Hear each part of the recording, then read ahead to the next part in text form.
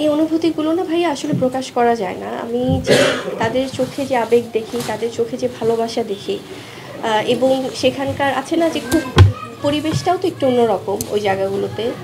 মিরপুর যেই বস্তির যে জায়গাগুলো বা যেখানে ওখানে হয়তো সবাই অনেক কষ্ট করে থাকছে, বাট তারপরও যে তারা আমাকে চিনছে বা তারা যে কাজগুলো দেখছে, মানে এটা যে কত বড় পাওয়া। এবং এই ছোট ছোট বাচ্চাগুলো তারা যখন আমার সিনেমার নাম বলছে, মানে মনে হয় কি আসলে এই ভালোবাসার মানুষগুলোর জন্যই তো কাজ করা। এবং আমি বরাবরই যেটা বলি, আপনারা যারা আছেন ভাইয়া, সাংবাদিক ভাই বোনেরা, আপনারাও কিন্তু ইফতারের সেই সময়টা আমাদের সাথে দৌড়াদৌড়ির মধ্যে ছিলেন।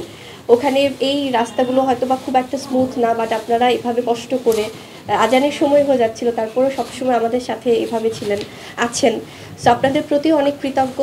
এবং আমার মনে হয় এই আবেগ, এই ভালোবাসাগুলো নিয়ে আমি সারা জীবন থাকতে চাই, সারা জীবন বাঁচতে চাই। সত্যি এদের ভালোবাসাটা অনেক বেশি পিওর, অনেক বেশি খাঁটি। তো আমি এই মানুষগুলোকে নিয়ে অবশ্যই আমার সুযোগ হলে আমি সিনেমা দেখতে চাই।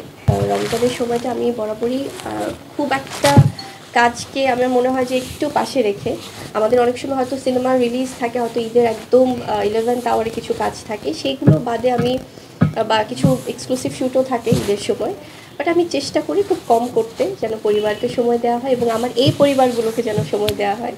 সো সেটা খুব চেষ্টা করি। একদমই, সে তো এখন একটু একটু করে বলছে বীর বাবা। সো চেষ্টা করে যে আমি রোজার কথা যখন বলি তখন সে, যে স্কুলও খোলা আছে, তো সে আবার আমাকে বলে যে, আমি বলি বাবা কিছু খাওয়া যাবে না, মানে রোজার সময় তো তোমার এখনও বয়সও নেই, বাট আরও কিছুদিন পরে তোমাকে রোজা রাখতে হবে, এটা শিখতে হবে। এবং হাদিসগুলো আমি পড়ে শোনাই, সব কিছু শোনাই।